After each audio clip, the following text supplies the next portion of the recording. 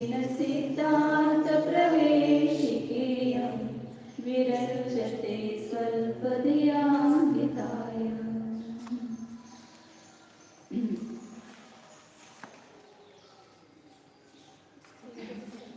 थोड़ा प्रश्न मराठी में पूछती हूँ, फिर उसके बाद में हिंदी में बोलती हूँ।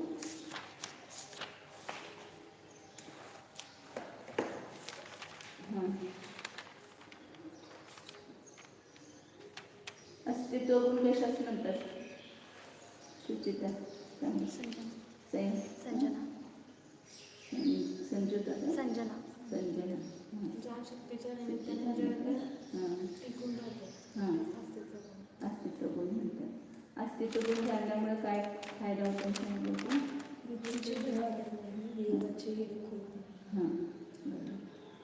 नंतर वस्तुत्व गुण कशास म्हणतात?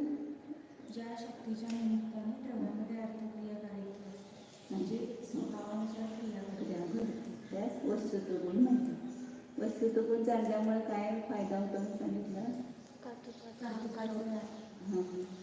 कर्तृत्वाचा अहंकार नष्ट होता. वस्तुत्व गुण को जानने से कर्तृत्व का अहंकार नष्ट होता है और किसी में मतलब अपनी इच्छानुसार परिणमन नहीं हुआ तो वहाँ पर आकुलता नहीं होती है. और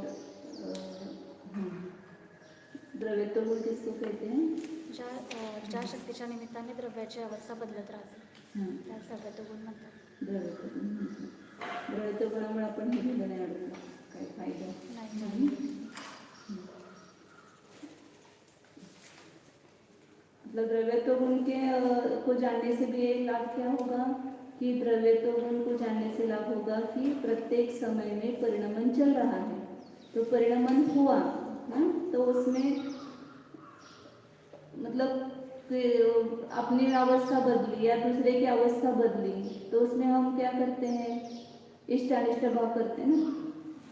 तो अपना परिणमन दूसरे के आधीन नहीं है, दूसरे का परिणमन अपने आधीन नहीं है. प्रत्येक द्रव्य का परिणमन स्वतंत्र है.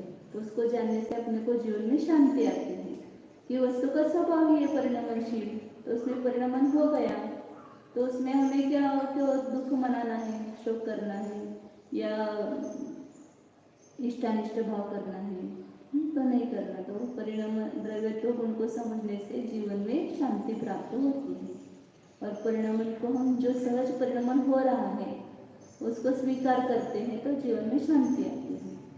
और दूसरे का परिणमन अपने अधीन नहीं और अपना परिणमन दूसरे के अधीन नहीं है.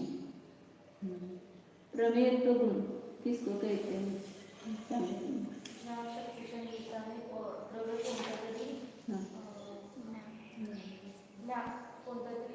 ज्ञानाच्या द्वारे जाणले जाते. कोणाच्या तरी ज्ञानाचा विषय होता होण्याचा ज्ञानाच्या द्वारे जाणले जाते. प्रमेयत्व गुण बताता है क्या करता है काम?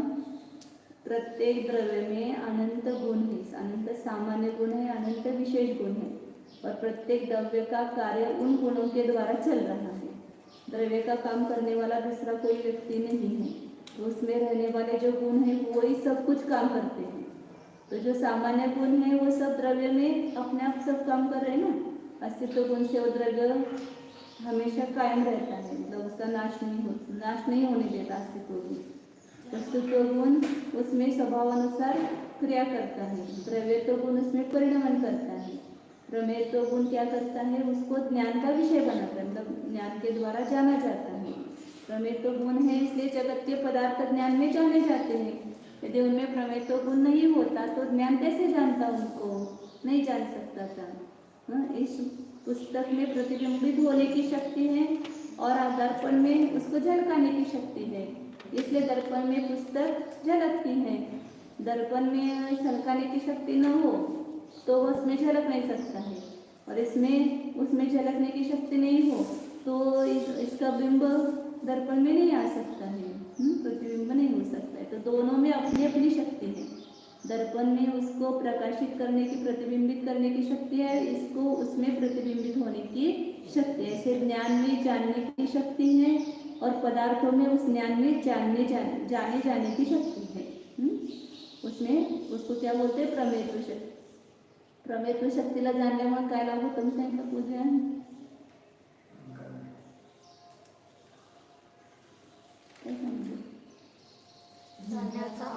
नष्ट होतो. ज्ञान का अहंकार नष्ट होता है। हम उन द्रव्यों को जान रहे हैं, तो हमारे स्वभाव इसलिए जान रहे हैं। और वो क्यों जाने जा रहे हैं? क्योंकि उनका स्वभाव है प्रमेयत्व।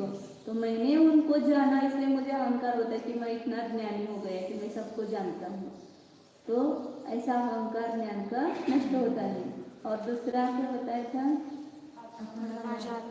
हाँ, अपने आत्मा को जान सकते, क्योंकि आत्मा में प्रमेयत्व गुण है, तो वो भी ज्ञान का विषय बनेगा नियम से। ज्ञान में आ ही सकता है आत्मा, इसलिए हम आत्मा को भी जान सकते हैं, ऐसा विश्वास उत्पन्न होता है, क्योंकि आत्मा भी इन सब सामान्य गुणों से संपन्न है, युक्त है। नाही समजलं तर विचारा, काय हिंदी मराठीत पण सांगते। हिंदी आले मध्ये मधून सांगते, हिंदी मराठी म्हणूनच म्हटलं समजलं तर विचारा। सगळ्यांना कळते, सगळे टीव्ही बघते आता। टीव्ही मुळे सगळ्यांना कळते, त्यांना पण कळते। टीव्ही बघते की नाही? खरंच आहे।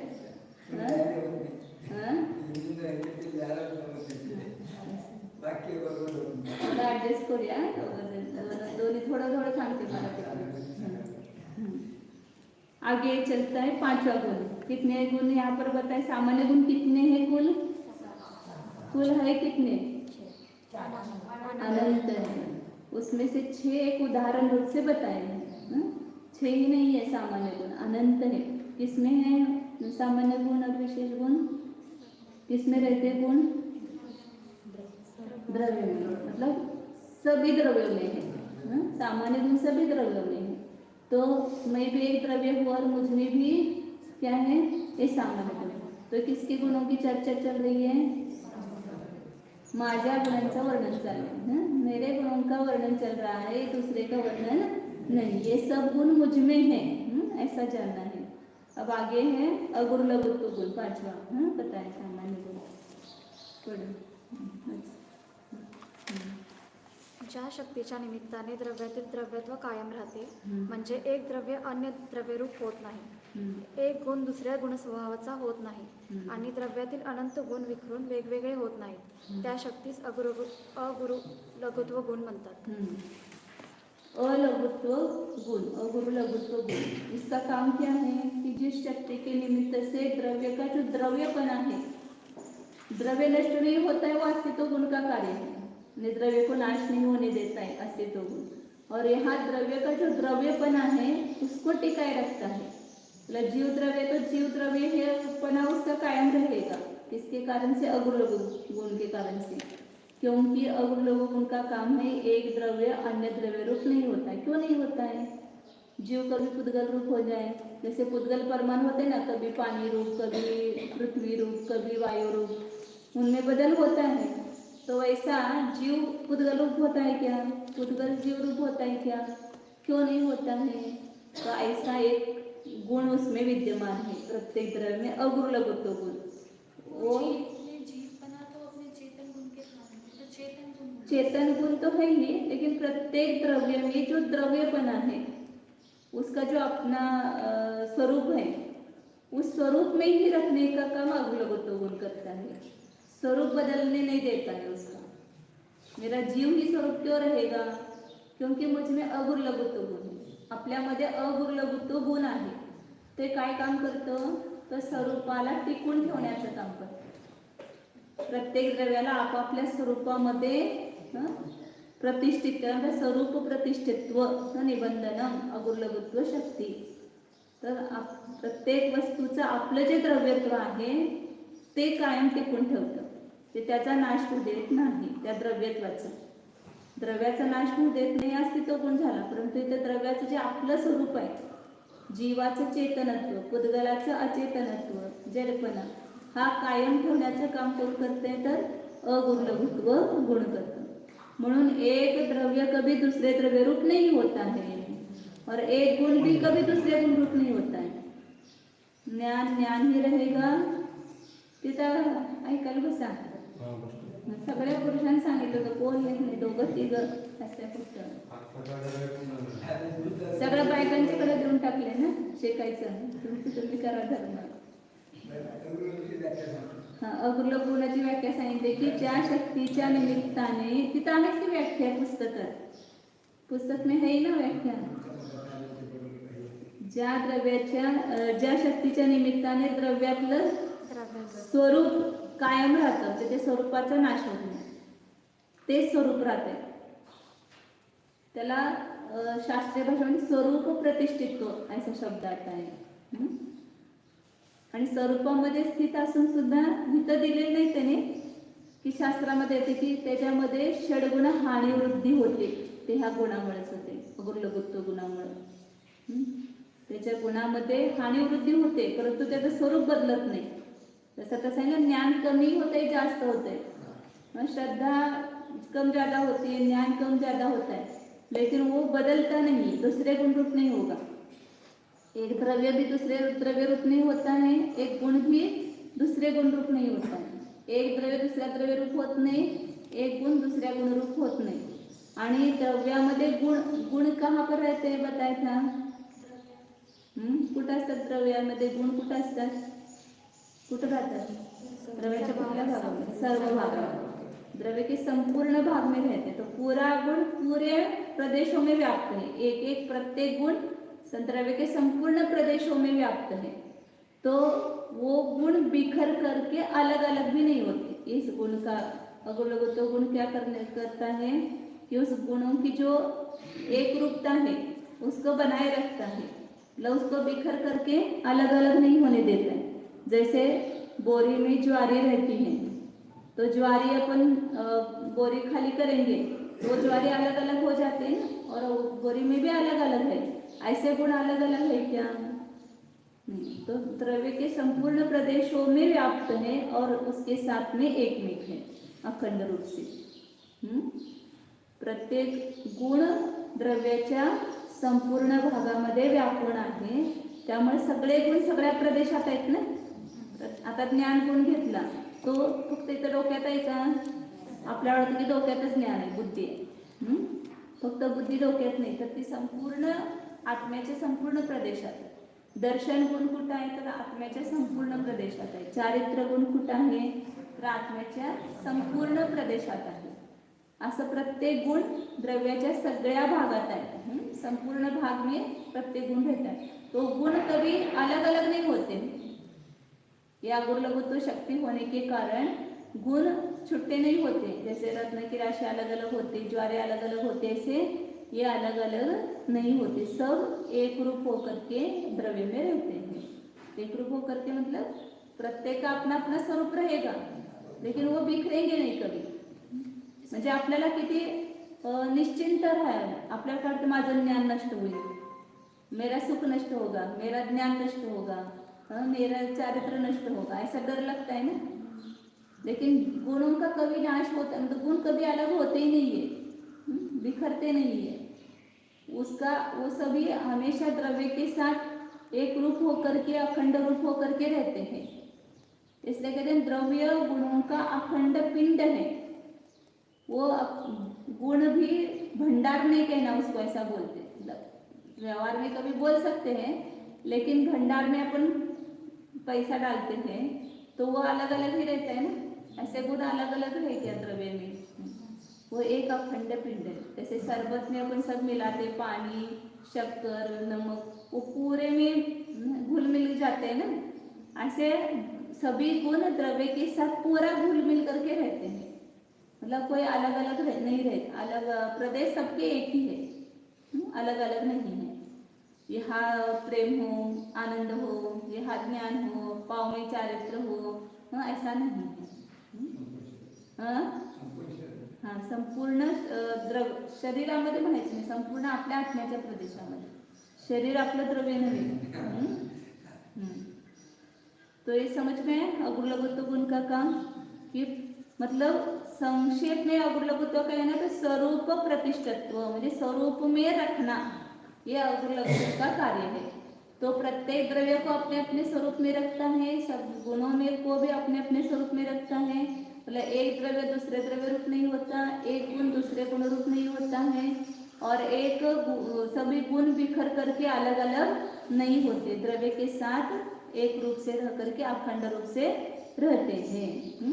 ये नहीं तो फिर एक एक गुण है कि दूसरे गुण रूप होता है, एक एक गुण कम होता है ना द्रव्य में से, फिर अनंत गुणों में से कमी कमी कमी होती जाती है और एक दिन ऐसा आता कि सभी गुण नष्ट हो जाते हैं। लेकिन एक भी गुण कभी नष्ट नहीं होता है, दूसरे गुण रूप नहीं होता है। और कभी एक द्रव्य दूसरे द्रव्य रूप हो जाए तो क्या हो जाएगा, द्रव्य भी कम हो जाएंगे ना, 5-6 द्रव्य के 5 द्रव्य हो जाएंगे या 4 हो जाएंगे। तो ऐसा कभी होता नहीं है, प्रत्येक द्रव्य अपने अपने स्वरूप में रहता है। ये संक्षेप में, तो उसका ही खुलासा करते हुए एक द्रव्य दूसरे द्रव्य रूप नहीं होता है, एक गुण दूसरे गुण रूप नहीं होता है, और एक सब गुण बिखर करके अलग अलग नहीं होते। तो ये अपन यदि ये शक्ति हमेशा अपने पास है तो इसको जानने से क्या लाभ होगा, फिर अपने को अपने गुणों का नाश हो इसका भय नहीं रहेगा। मेरे गुण नष्ट हो जाएंगे, मेरा ज्ञान नष्ट हो जाएगा, मेरा ज्ञान कम हो जाएगा, ऐसा भय नहीं रहेगा। और तो एक द्रव्य दूसरे द्रव्य रूप नहीं होता है, तो हम जो हमारा प्रयास चल रहा है दूसरे द्रव्य को अपने रूप करने का, चल रहा है ना, रात दिन क्या चल रहा है प्रयत्न, शरीर को अपने अधीन करने का। शरीर मेरे अधीन है, स्त्री पुत्र मित्र कुटुंब आदि सब मेरे अधीन है, तो कोई द्रव्य अपना स्वरूप छोड़ करके हम अपने रूप होगा क्या? हम दो मित्र है तो ऐसा कहते कि हम दो नहीं है, हम एक ही है। वो व्यवहार की भाषा है, समझना, वो सिद्धांत की भाषा नहीं है, वो व्यवहार में और इसके वश प्रेम वश कहा गया है, लेकिन वैसा वस्तु का स्वरूप नहीं है। दो द्रव्य मिलकर के कभी एक नहीं हो सकते हैं। तो अगर लघुत्व जानने से ये हमारा जो भ्रांति है वो सब मिट जाती है कि हम अपने माता पिता मेरे हैं, अपने पुत्र आदि जो है उसके साथ हम अपने को अभिन्न मानते हैं, लेकिन एक द्रव्य दूसरे द्रव्य रूप कभी भी होता, कितना लाख करोड़ प्रयास करेंगे तो भी होंगे क्या? नहीं होंगे। तो ये जानने से अपने को जीवन में एक शांति मिलती है। हर गुण या हर वस्तु के स्वरूप को जानने से शांति रूप फल तो मिलता ही है। जो भी आपको समझो व्यवहार में किसी कारणवश कुछ अशांति हो जाती है, अशांती झाली ते की नाही, झाली का नाही शांती अजून? हे समजा, हे सगळे शांती होईल, हे समजून घ्यायचं की आपण त्यांना बदलू शकत नाही, त्यांचे परिणाम त्यांच्या अधीन आहेत, आपल्या अधीन नाहीत। आणि आम्ही उगीच मग आत झुरत राहतो की आम्ही किती सांगितलं तर ऐकत कसं नाही, त्यांचंच आपलं कसं खरं करतात, आणि त्यामुळे अशांती जीवनामध्ये अशांती का आहे? तर प्रत्येक जण दूसऱ्याला आपल्या अधीन करण्याचा प्रयत्न करतो। जीवन में अशांति क्यों है? क्योंकि हम दूसरे को अपने अधीन रखना चाहते हैं। मैं जैसा कहूँगा वैसा दूसरा द्रव्य रहे, इस कारण से अशांति है। आप जानो कि कोई द्रव्य अपने अधीन नहीं है, प्रत्येक द्रव्य स्वतंत्र है, प्रत्येक द्रव्य अपने अपने रूप से परिणमन करता है। तो क्या हो जाएगा? किसको शांति मिलेगी? शांति के लिए तो सब कुछ कर रहे हैं, लेकिन जो कर रहे हैं वो शांति से उल्टा कर रहे हैं। हमें शांति चाहिए, इसलिए पहले दिन भोजन हमारा देते तो हमें शांति मिलती, इसलिए हम तड़फड़ रहे थे। लेकिन अशांति किस कारण से हुई? उसी हमारी भ्रांति के कारण से हमें अशांति मिली। अब स्वीकार कर लो, जैसा जब जिस समय जो होना है वैसा ही होगा, हम उसको बदल नहीं सकते हैं, तो जीवन में शांति मिलेगी। अपने कषायों को कभी बढ़ाना नहीं, अपने संक्लेश को कभी बढ़ाना नहीं है। पुरुषार्थ ये एक बड़ा पुरुषार्थ है, वस्तु स्वरूप को स्वीकारना। ये स्वीकार नहीं होता, ये हमारा मिथ्या अंदर में बैठा हुआ है ना, मान्यता, उसको हम ठोकर नहीं लगाते हैं। वो पुरुषार्थ बड़ा करना है कि वो मिथ्या मान्यता उनको सब निकालना है, उकेरना है उसको। ये पुरुषार्थ करो, वस्तु के स्वरूप को जानने का पुरुषार्थ करना है। हम वस्तु के स्वरूप को नहीं जानते, वो पुरुषार्थ उल्टा पुरुषार्थ करते हैं, इसलिए अशांति है। अब उल्टा पुरुषार्थ करो, ये पुरुषार्थ है ना। अभी नहीं जान रहे थे इसलिए दुखी थे, अब हम नहीं जाना तो जानने का पुरुषार्थ किया। अभी अपने यहाँ आकर के सुनने का, उसको अपने अंदर में बिठाने का पुरुषार्थ कर रहे कि नहीं कर रहे? कोई पुरुषार्थ नहीं है। तो प्रत्येक द्रव्य स्वतंत्र है और उसका परिणमन स्वतंत्र है, ये जानना ही बड़ा पुरुषार्थ है। ये स्वीकार नहीं होता है अंतर में, इसके लिए बहुत आपको शक्ति लगानी पड़ेगी। तो पुरुषार्थ किसको कहते हैं? अपनी शक्ति का प्रयोग करना, वही पुरुषार्थ है ना। तो इसके लिए आप बल उठाओ, ये स्वीकार करना ही है मुझे। क्या स्वीकार करना है? कि ये जो वस्तु का स्वरूप है उसको मुझे स्वीकार करना है। ये कितना भी सुनते तो भी हमें स्वीकार नहीं होता है। तो इसलिए हमारे जीवन की अशांति, दुख मिटता नहीं है। तब आगे बताते हैं, उसी का उन्होंने उदाहरण दे करके बताया, जीव जीव रूपानेच राहतो, पुद्गल पुद्गल रूपानेच राहतात, त्याचं ज्ञान दर्शन गुण विकृ वेगळे होत नाहीत, किंवा ज्ञान दर्शन आधी पिशवीतल्या धान्याप्रमाणे विखरून वेगवेगळे होत नाही। हे अगुरुवतू गुणाचे कार्य आहे। प्रत्येक एक एक गुण का रोज चिंतन करते जाओ।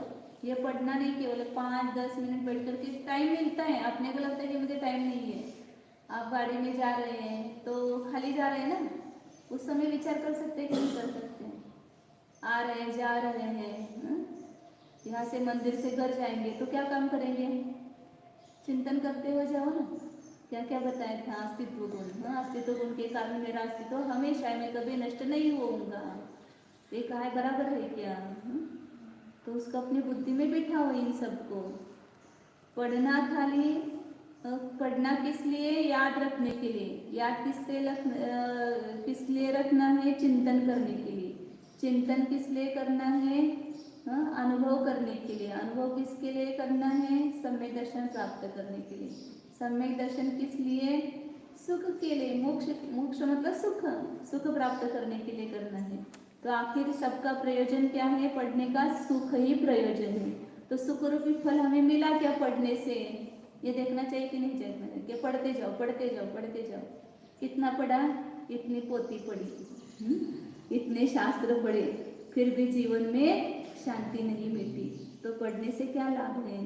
तो हर ज्ञान का फल हमें जीवन में शांति मिलना चाहिए। एक भी थोड़ा सा भी सीखो, लेकिन उसको ऐसा सीखो कि वो अपने जीवन में बिल्कुल उतर जाए, और वो अपने को अंदर भोलन करके बिठाना है उसको कि ऐसा है वस्तु का स्वरूप। और उसको व्यवहार में भी देखते जाओ, ऐसा है कि नहीं है, ऐसा अनुभव आता है कि नहीं आपको। जो बात आगम में सुनी उसको युक्ति से जानो, फिर उसका स्वानुभव प्रत्यक्ष से जानो, तो फिर वो बात आपकी श्रद्धा बैठेगी।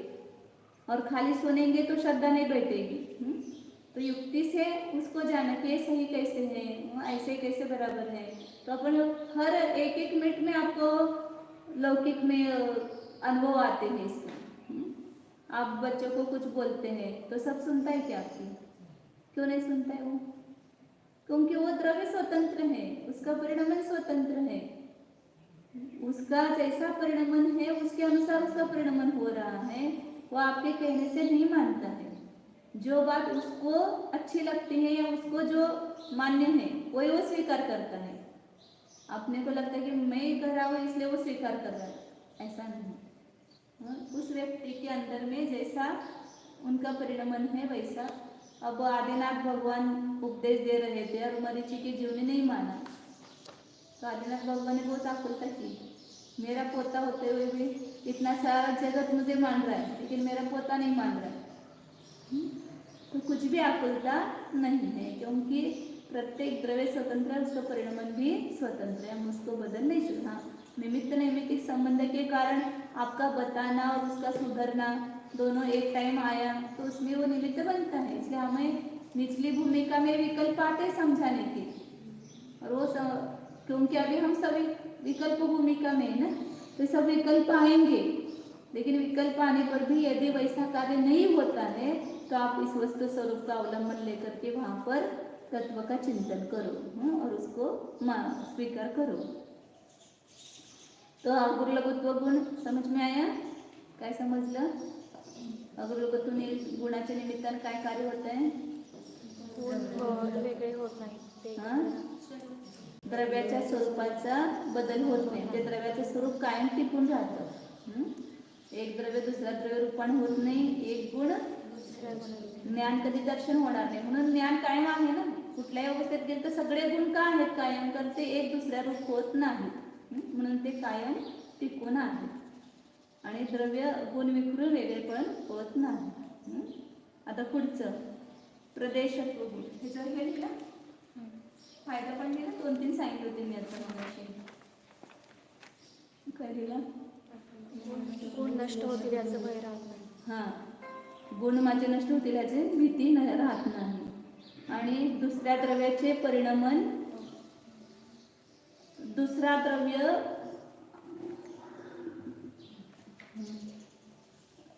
आपल्यानुसार परिणमत नाही,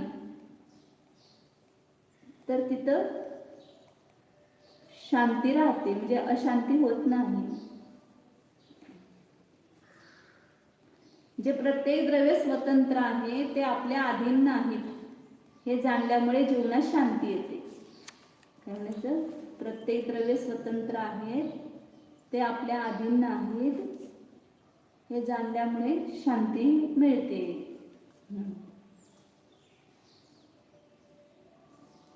पुढे 6वा प्रश्न, 6वा गुण आहे प्रदेशत्व गुण कशास म्हणतात?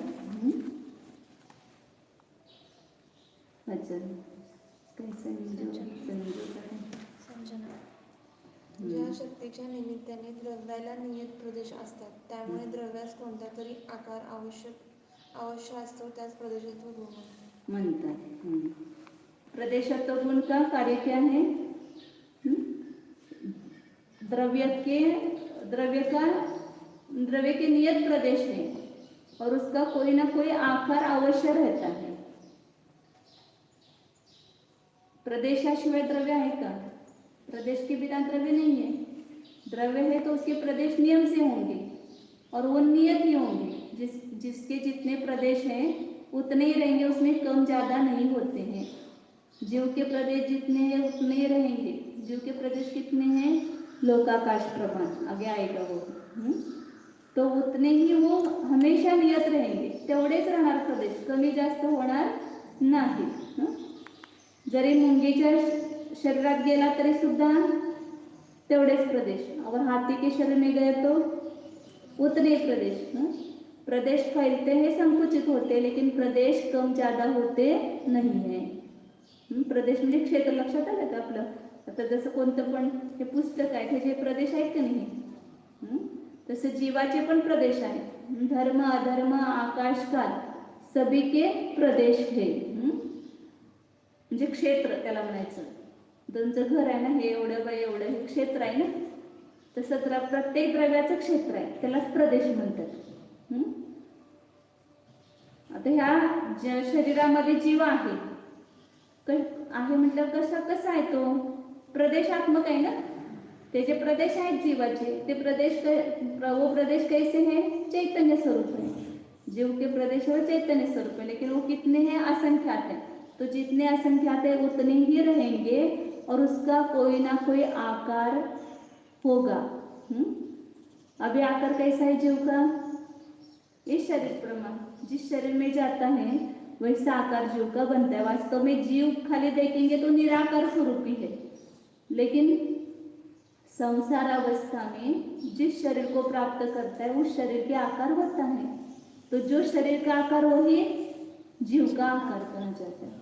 चींटी के शरीर में गया तो जीव का आकार कैसा हो गया?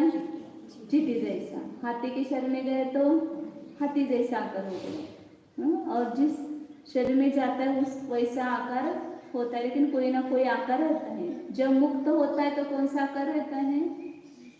जो छोड़ा हुआ शरीर है, ज्या शरीरात शेवटी असतो त्या शरीराचा आकार. तिथं तर शरीर तर नाही आहे मोक्षामध्ये, परंतु आकार आहे की नाही तिथं पण जीवाचा? कोणता आकार असतो? तर जे शेवटचं सोडलेलं शरीर असतं तसाच आकार तिथं जीवाचा राहतो, जीवाच्या प्रदेशांचा मोक्षामध्ये. फक्त त्यात थोडं कमी होते, किंचित न्यून अंतिम शरीर आकार होता है सिद्धालय में.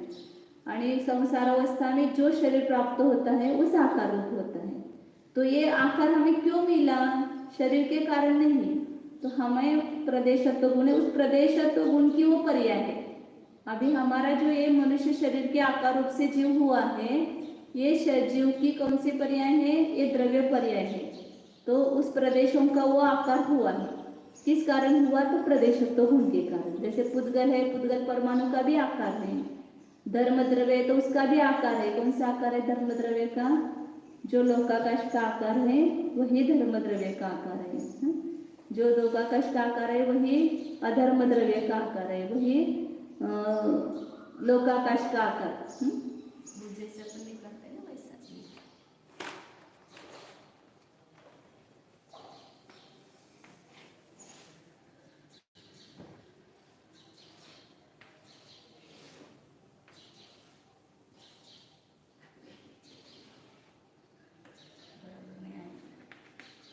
ये पुरा इसकी जो ह्याची जी जाडी आहे ती सगळी घ्यायची। तो इस आकार ये लोकाकाश का आकार माना जाता है। तो धर्मद्रव्य पूरे लोकाकाश में व्याप्त है, फैला हुआ है, तो उसका भी ये आकार हो गया। अधर्मद्रव्य का आकार भी यही हो गया।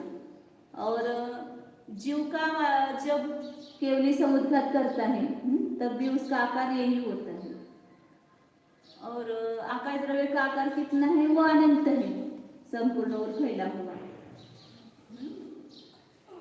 और काल द्रव्य का भी परमाणु, एक परमाणु, उसका आकार कैसा है? बर्फी जैसा। बर्फी होती है ना, वैसा आकार परमाणु है, वो बहुत छोटा, लेकिन उसका भी वो आकार है। और काल द्रव्य का भी आकार वही है। परमाणु का जो आकार वही, काल द्रव्य का आकार वही, एक प्रदेश का आकार है। तो इस प्रकार 6 द्रव्यों का कोई ना कोई आकार रहता है। तो उसको क्या कहते हैं? किस गुण के निमित्त से? प्रदेशत्व। ज्या शक्तीच्या निमित्ताने द्रव्याला प्रदेश नियत असतात, म्हणजे जेवढे आहेत तेवढे कायम असतात आणि त्या प्रदेशांचा कोणता ना कोणता तरी आकार राहतो, त्याला काय म्हणतात? प्रदेशत्व गुण म्हणतात, प्रदेशत्व शक्ती म्हणतात। मग आता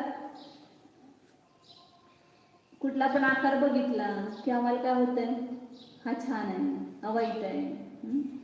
तर त्या द्रव्याला तो आकार कुठल्या गुणामुळे मिळालेला आहे? प्रदेशत्व गुण के कारण उसको आकार मिला है, प्राप्त हुआ है।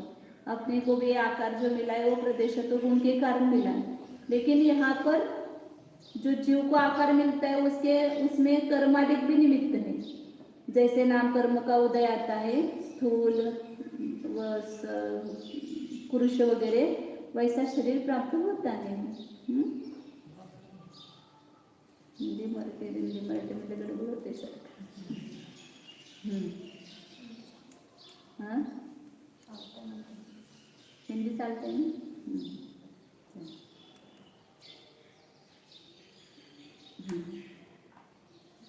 तो जिस शरीर में जीव का आकार कैसे, मतलब सभी द्रव्यों को कोई ना कोई आकार प्राप्त होता है। किस गुण के कारण?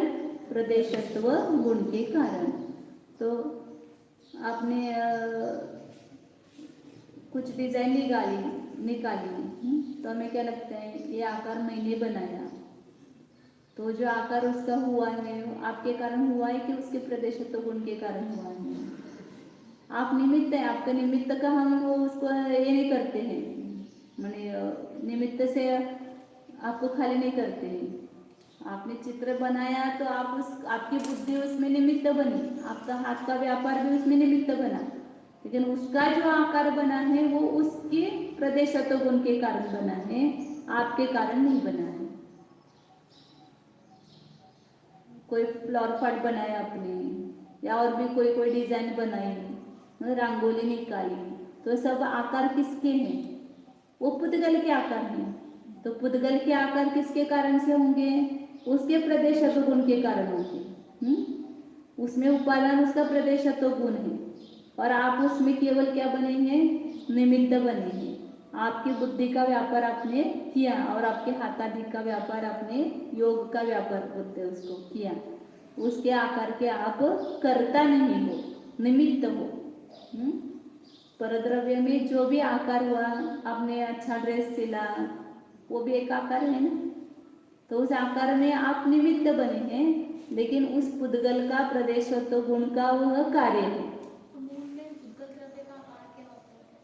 वो एक परमाणु, मूल शुद्ध द्रव्य कौन सा है? पुद्गल परमाणु। उस परमाणु का आकार चौकोर बर्फी के समान होता है, मतलब उसकी 6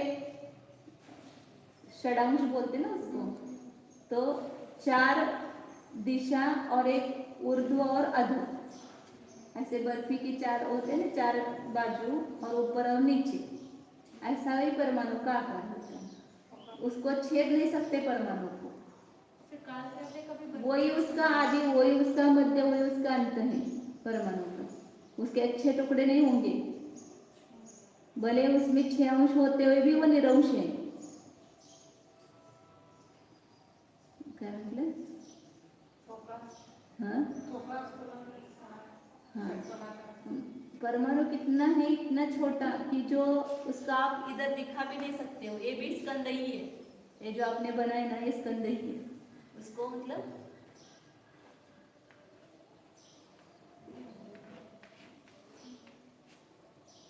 एक चौरस घन, यह आकार है परमाणु का, लेकिन यह इतना बड़ा नहीं है, वो एकदम छोटा। उसके मतलब ये नहीं हो, विभाग नहीं होंगे, अविभाज्य है वो परमाणु जो होता है, वो सब आएगा इसमें आगे, परमाणु की सब ये आएगी। तब इसमें केवल इतना देखना है कि प्रदेशत्व गुण के निमित्त से प्रत्येक द्रव्य को कोई ना कोई आकार रहता है।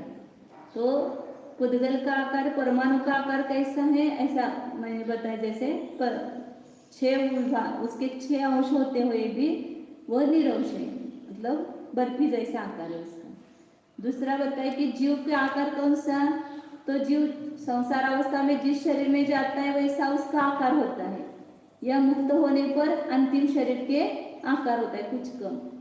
धर्म द्रव्य का आकार कौन सा है, ये लोकाकाश का आकार। अधर्म द्रव्य का आकार लोकाकाश जैसा ही है। आकाश द्रव्य तो अनंत रूप से फैला हुआ है, और काल द्रव्य का आकार कैसा है, जैसा एक परमाणु का आकार, वैसा ही एक कालाणु भी परमाणु जैसा ही छोटा होता है, तो उसका भी वही आकार है। तो ये 6 द्रव्यों के आकार उसके उसके प्रदेशत्व गुण के कारण होते हैं। उसमें दूसरा द्रव्य निमित्त बन सकता है, लेकिन दूसरा द्रव्य उसका कर्ता, आकार का कर्ता नहीं है। और सबके गुण प्रदेश भी नियत होते हैं। अब कितने कितने प्रदेश हो सब आएगा आगे, अपन देखते हैं। तो इस प्रकार सामान्य गुणों का वर्णन किया। कितने सामान्य गुण बताए यहाँ पर, 6 है। कितने, अनंत। अब आगे द्रव्य कितने हैं और उसके गुण, विशेष गुण बता रहे हैं। विशेष गुण किसको कहते हैं, जे गुण आपापल्या विशिष्ट द्रव्यामध्येच राहतात, अपने अपने विशिष्ट द्रव्य में रहते, वो विशेष गुण है। वो भी अनंत है। तो प्रत्येक द्रव्य के विशेष गुण अलग अलग हैं। सामान्य गुण सभी के सब एक है, लेकिन विशेष गुण सभी के अलग अलग हैं। तो वो बताने के लिए यहाँ पर द्रव्य की संख्या बता रहे हैं, द्रव्य कितने हैं और फिर उसके विशेष गुण कौन कौन से हैं। तो 15 नंबर का प्रश्न है, द्रव्य किती आहेत व कोणती आहेत? जीव, उद्गल, धर्म, अधर्म, आकाश आणि काळ. पाठ आहेत सगळ्यांना द्रव्याची नावं? अजून मुली कमी दिसायला लागली, किती आहेत? 3 आणि 3 6. कुठे गेला बाकीचे? म्हणून हाजरी ठेवा म्हटलं तुम्हाला. हाजरी घेतलं ना सगळेजण बरोबर हजर राहतो.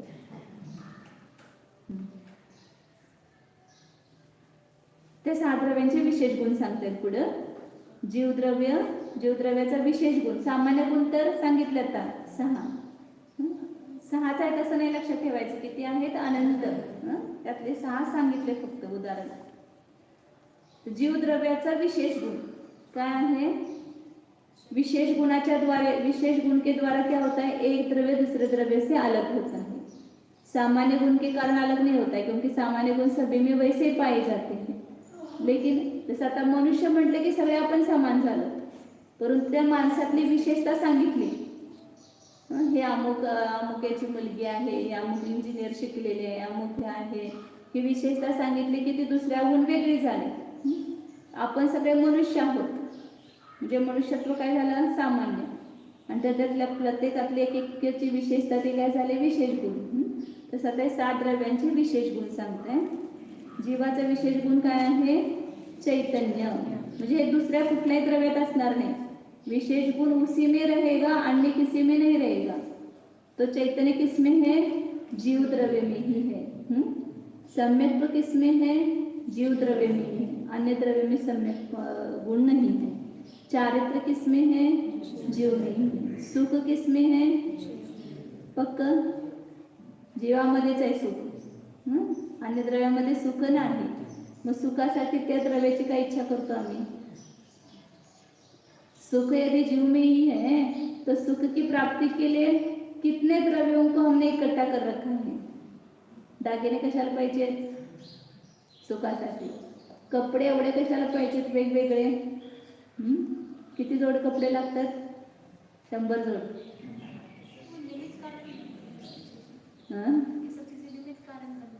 वो हमने माना है उसमें. अब सिद्धों में अनंत सुख हो रहा है, उनको क्या निमित्त है सुख होने में? हाँ, तो वही दशा प्रकट करने के लिए हमें भी ये समझना पड़ेगा कि सुख परद्रव्य में नहीं है. परद्रव्य को इकट्ठा करने से हमें सुख की प्राप्ति नहीं होगी. सुख तो मुझ में है. मैंने भ्रम से माना है कि वो द्रव्य की प्राप्ति होगी तो मैं सुखी होऊंगा.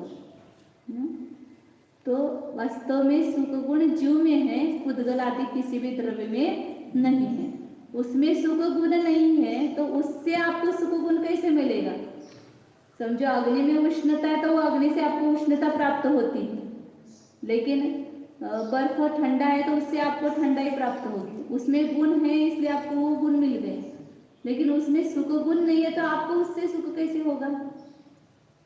तो हमने माना है कि ये मुझे प्राप्त होगा तो मुझे सुख मिलेगा.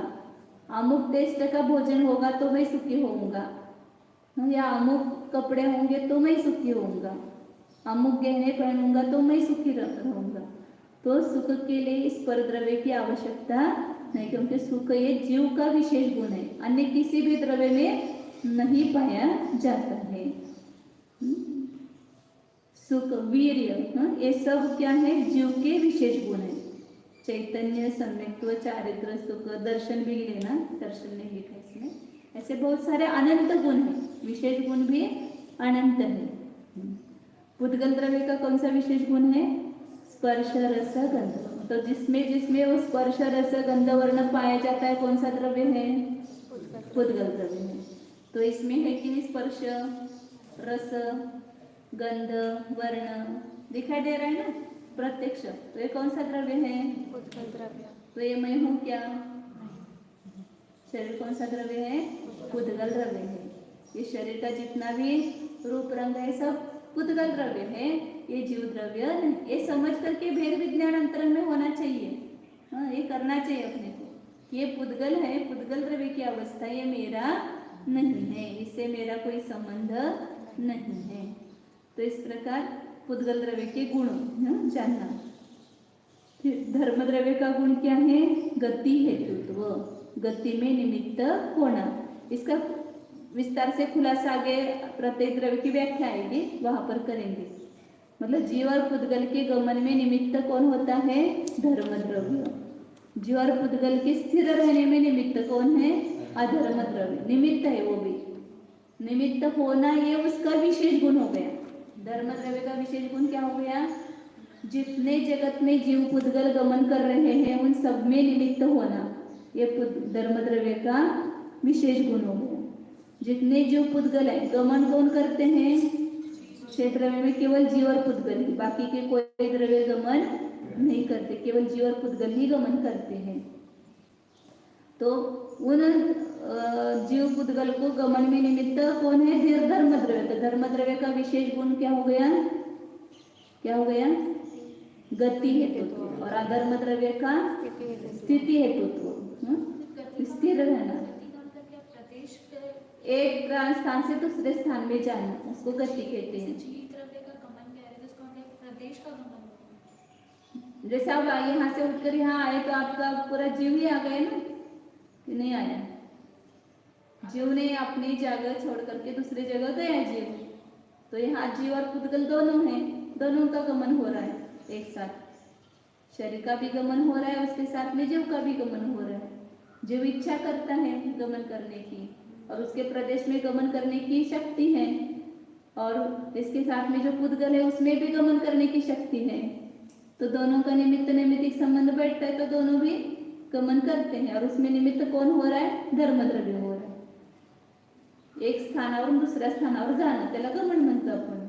तर तुम्ही घरातून इथं आला की नाही, तो गमन करण्याला निमित्त कोण झालं तिथं? धर्मद्रव्य निमित्त झालं. आणि इथून बसला तर इथं कोण निमित्त झालं? अधर्मद्रव्य. स्थिर राहिला, गमनपूर्वक स्थिर राहिला, त्याला निमित्त कोण आहे? अधर्मद्रव्य. त्याला म्हणतात स्थिती हेतुत्व. स्थिर आहे त्याला स्थिर करण्याला निमित्त अधर्मद्रव्य नाही. जो स्थिर है उसको स्थिर करने में निमित्त नहीं है अधर्मद्रव्य. गमन पूर्वक जो स्थिर रह रहा है उसमें निमित्त कौन है? अधर्मद्रव्य है. आता आकाश कायम स्थिर आहे, त्याला निमित्त अधर्मद्रव्य नाही. कालद्रव्य नेहमी स्थिर आहे, त्याला निमित्त अधर्मद्रव्य नाही. जीव आणि पुद्गल गमन करून ज्यावेळेला स्थिर राहतात त्यावेळेला निमित्त कोण आहे? अधर्मद्रव्य आहे. आणि आकाशद्रव्य कशाला निमित्त आहे? अवगानेला, म्हणजे जागा देण्याला. आपल्याला सगळ्याला कोणाने जागा दिली? आकाशद्रव्याने जागा दिली.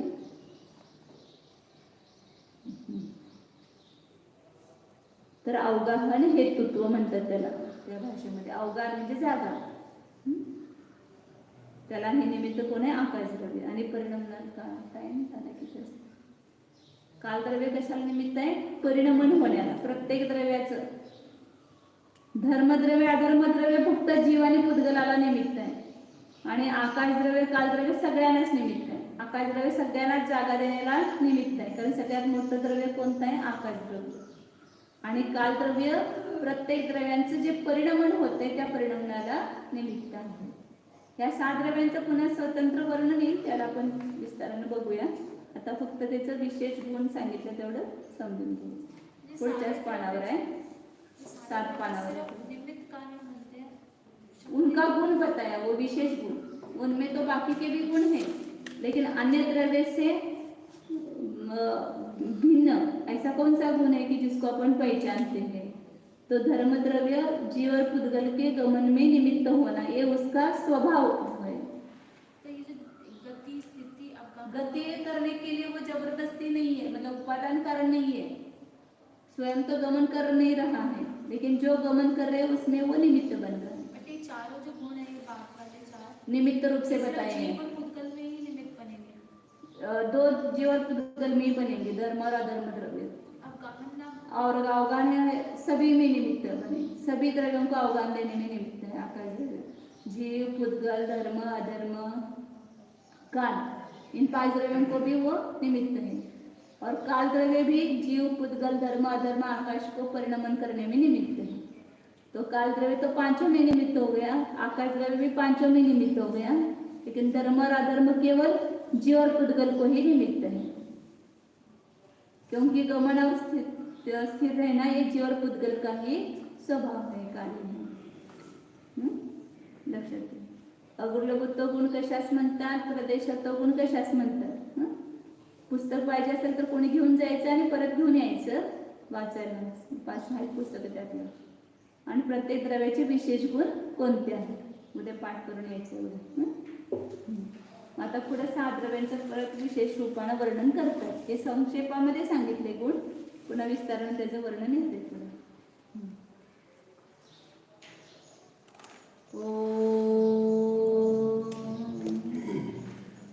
जाना जानिए यह मैं शुद्ध जीव द्रव्य हूँ. पहचानो अपने को. इस शरीर के साथ मिला हुआ जीव,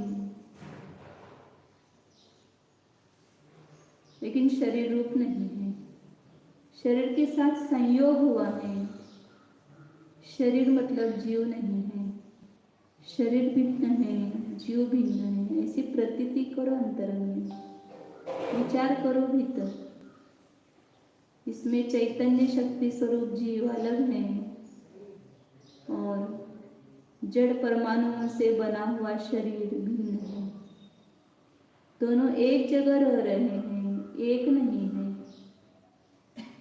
तो अपनी बुद्धि में दोनों को अलग करो। पुद्गल को स्पर्श रस गंध वर्णात्मक जान करके उसको अलग करो, और जीव अमूर्तिक चैतन्य की मूर्ति है उसको अलग प्रतिभासित करो। भिन्न है तो भिन्न जान सकते हैं, तो जानो। शुद्ध चैतन्य स्वरूप ज्ञानानंद स्वरूप एकत्व स्वरूप परद्रव्य रहित स्वरूप अगुरुलघुत्व शक्ति संपन्न स्वरूप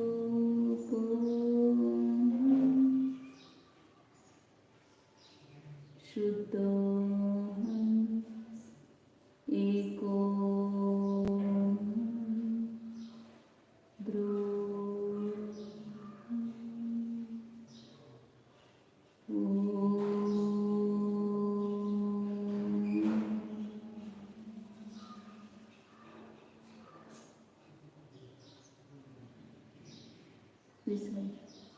नमो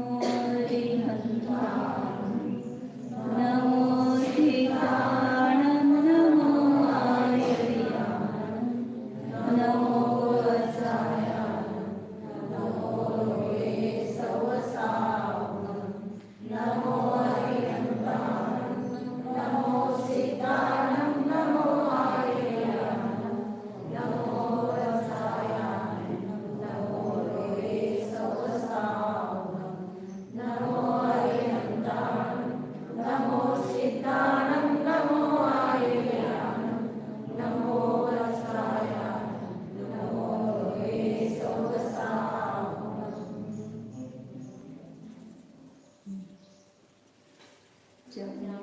ज्ञान से